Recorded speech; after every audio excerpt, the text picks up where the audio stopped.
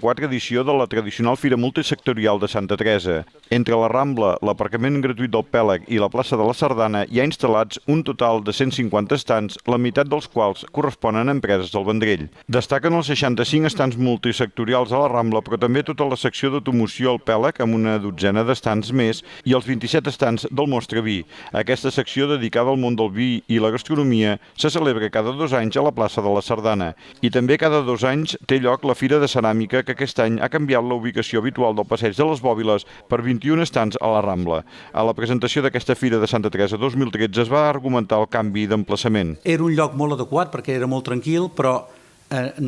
com que també estem en reducció de costos i amb la col·laboració que jo vull dir públicament que tenim de la Fira de Ceràmica dels regidors aquí presents, perquè ells són els que organitzen la fira i que assumeixen els costos,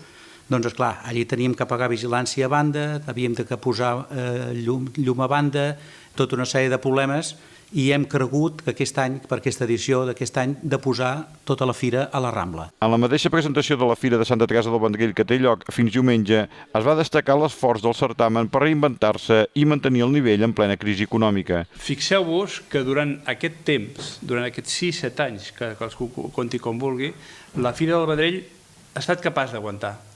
ha estat capaç de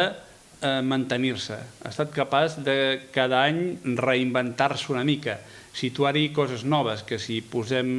els diferents canvis del Mostra Vi, del vinatàs, de l'activitat que fem amb la ceràmica, hem anat veient cada any com reinventar-nos, com fent coses noves per aconseguir mantenir aquest nivell del que suposa la fira. A més de l'exposició firal, Santa Teresa 2013 també inclou, com cada any, un programa variat d'actes lúdics paral·lels. Com és habitual, un dels plats forts és la Diada Castellera de diumenge al migdia a la plaça Vella. Després de l'exhibició del folklore local vendrellenc, la Diada Castellera d'enguany la protagonitzaran les colles dels nens del Vendrell, joves xiquets de Valls i jove dels xiquets de Tarragona.